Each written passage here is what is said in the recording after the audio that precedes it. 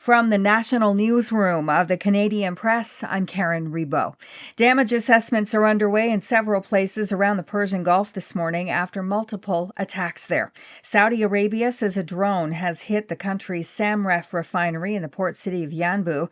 The strike comes after drones also hit two oil refineries in Kuwait. Iranian attacks also hit natural gas sites in Qatar and in the UAE. Here's ABC's James Longman.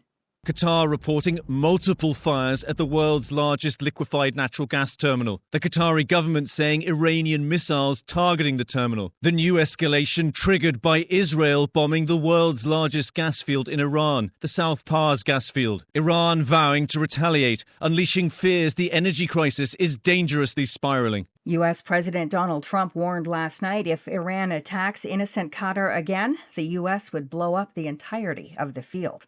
The CEO of natural gas pipeline operator TC Energy Corporation says Canada risks missing out on chances to provide global markets with a secure supply of energy if we don't significantly shorten our timelines for permits to be approved.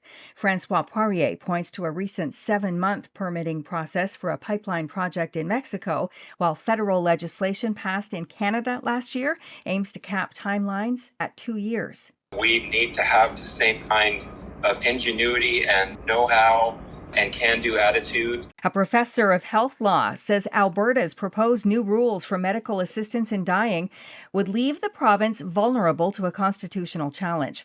Premier Danielle Smith says her United Conservatives have introduced a bill aiming to drastically restrict who is eligible for MAID to only people likely to die of natural causes within a year. MAID should not become a permanent response to a moment of crisis or despair that can change with care and time. The University of Calgary's Lori-Ann Hardcastle describes a hypothetical case where 2 ALS patients are suffering at the same level, but only one is determined to likely die within a year, and so would be allowed access to MAID. As southwestern BC deals with heavy rain and flood warnings from a series of atmospheric rivers from the Pacific this week, Vancouver is also poised to close out its first official snow-free winter in 43 years. And the Rhode Island high school hockey team that was on the ice during a deadly mass shooting in the stands last month won a state title last night. Blackstone Valley won the Division II championship over Lincoln by tying the score late in regulation and then winning 3-2 in quadruple overtime.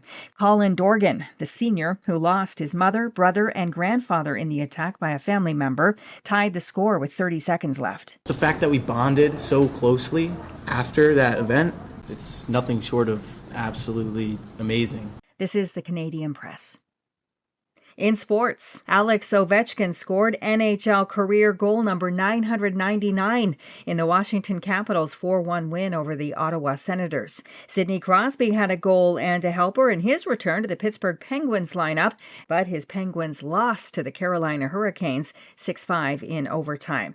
The Calgary Flames scored a 2-1 shootout win over the St. Louis Blues. In the Professional Women's Hockey League, the Minnesota Frost shut out the Ottawa Charge 5-0, and the Vancouver Golden Eyes defeated the New York Sirens 5-2. And in soccer, the Vancouver Whitecaps are out of the CONCACAF Champions Cup after falling 2-1 to the Seattle Sounders. Seattle takes a 5-1 aggregate win over the two-legged round of 16 series. Lionel Messi scored his 900th career goal early in Inter Miami's Cup match against Nashville, but Nashville scored a late goal to tie things up and move on to the next round. From the Canadian Press, I'm Karen Rebo.